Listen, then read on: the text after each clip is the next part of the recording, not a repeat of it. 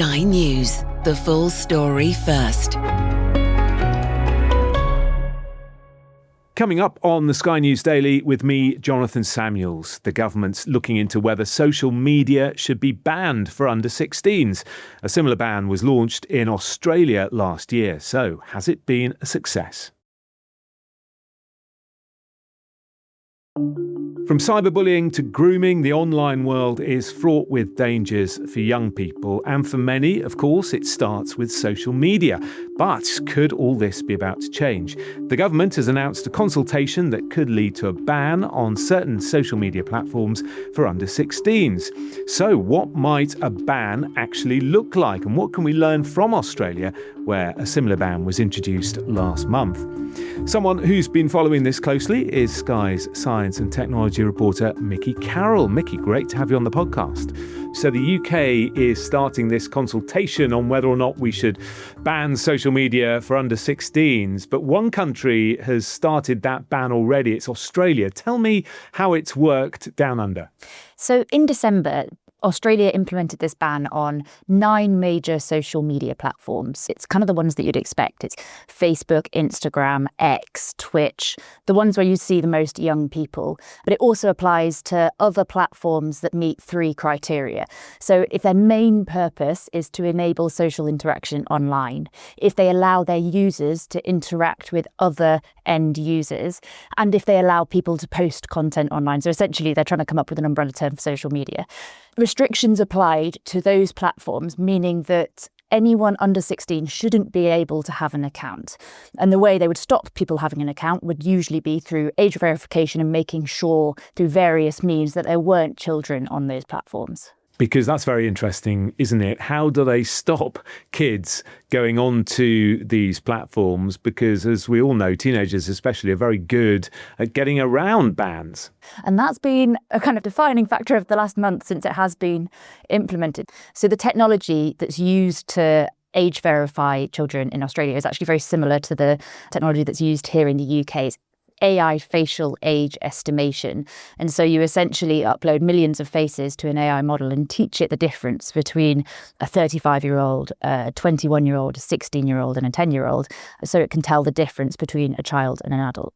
And when it comes to the difference between a 13-year-old and a 25-year-old, it's really good at telling the difference, just like a human would be. But when it comes to telling the difference between a 15-year-old and a 16-year-old, it's less good at that because there are fundamentally fewer differences in their faces. What we've heard, we spoke to Australian teenagers this week, and a lot of them said that life hasn't really changed that much for them because they just told the AI they were over 16 and it believed them. And it works the other way, doesn't it? If you were 17 and AI was telling you that you're banned, you'd be pretty frustrated. Yeah, absolutely. And as part of the rules, the government has made sure that platforms have to stop people being incorrectly banned because they don't want to be accused of censorship. And so there are ways that you can appeal it. Generally, if the AI says that you're under 16, it will then offer you the option to prove that you're not, usually through a government ID.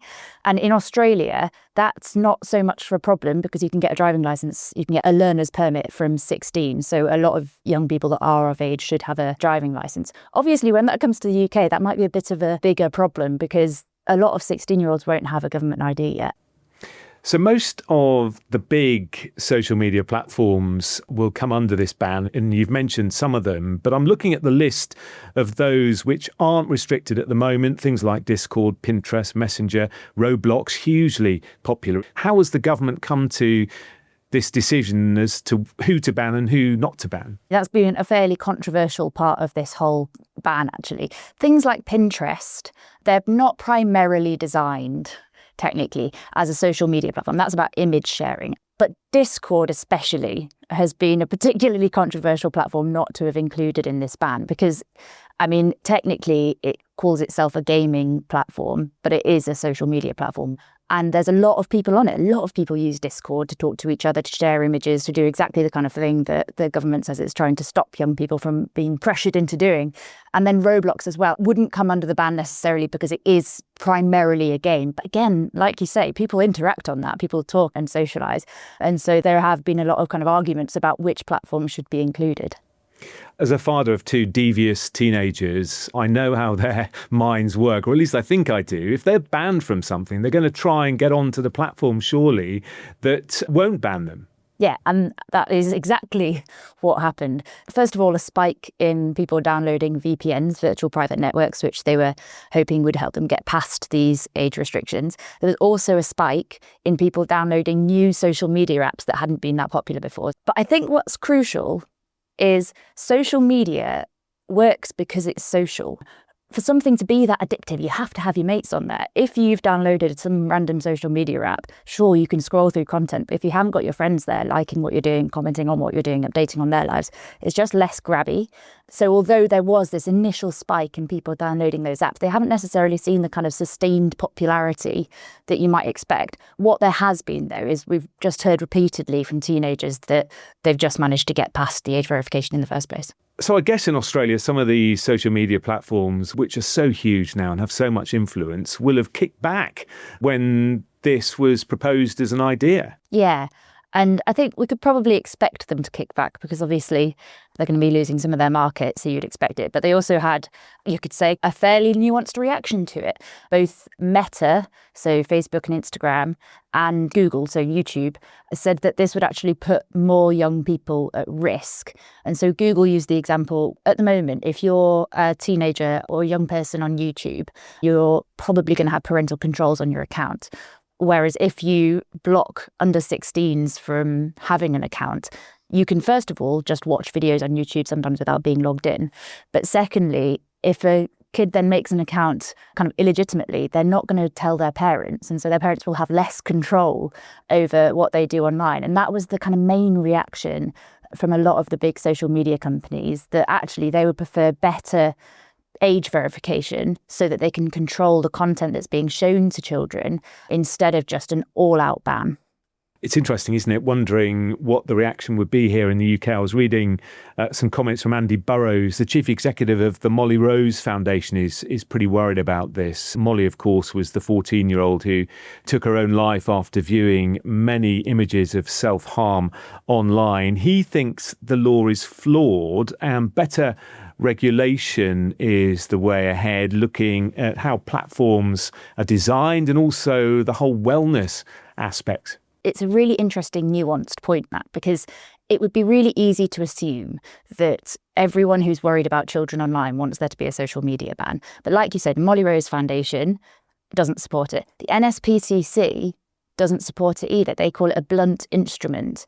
And I think there is this idea that social media companies, if they're going to be able to run platforms, should be able to look after their users. And actually, one of the points that the NSPCC makes is this is sort of punishing children for a lack of regulation and enforcement in the first place.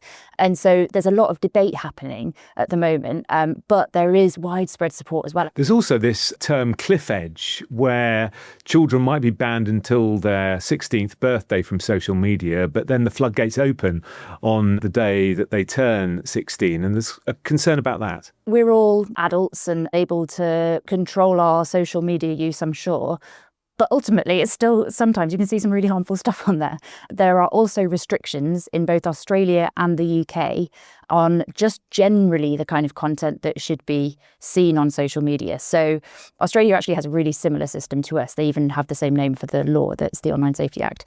That means that platforms have to take down illegal content, so child sexual abuse material, that sort of thing, and they have to moderate harmful content. So under 18s shouldn't be able to see adult content, for example.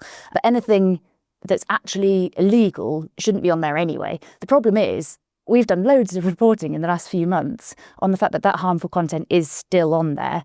And so I think there is a worry that, once these kids get past that age ban, are they just going to open this floodgate to kind of a world of horror? It's interesting, isn't it? Because it's not just social media that, as parents, we worry about. Now we've got AI to deal with as well, and things like ChatGPT and other AI platforms. Should they be restricted? Should they also have some sort of ban for under 16s? All of the rules that apply to platforms under the Online Safety Act here in the UK also apply to AI platforms. So OpenAI's ChatGPT faces exactly the same, or should face exactly the same restrictions as something like Instagram in terms of what content you can and can't see if you're under 18. And so you could assume from that a ban would also include AI. But I mean, that could also be quite controversial because a lot of teenagers now are using AI in a pretty legitimate way to help them with schoolwork and research and that sort of thing. And kids will probably ask AI how they can get around the AI ban, won't they? And finally, Mickey, just in summary, tell us what we can expect perhaps over the next few months in the UK. So the government's opened this consultation to look at whether there should be a ban. It's also looking at whether age verification rules that are already in place need to be better and whether the systems that are running need to be better. There's things like Ofcom now will inspect the kind of enforcement of schools' phone policies when they go and do a school inspection. So there are things in place that are already happening. The Lords are also debating whether an amendment to a bill that's currently passing through about how children are looked after in school, whether an online safety ban for under 16s should be put into that bill as well. So there's quite a lot of movement in this space and it's happening quite fast. I mean, the government has never ruled out the idea that they would have a social media ban, but there definitely seems to be a gathering pace at the moment to bring one in. Fascinating stuff. Mickey Carroll, thank you very much. For more on Mickey's reporting on this and what a social media ban might look like, head over to skynews.com or the Sky News app. The Daily is back tomorrow.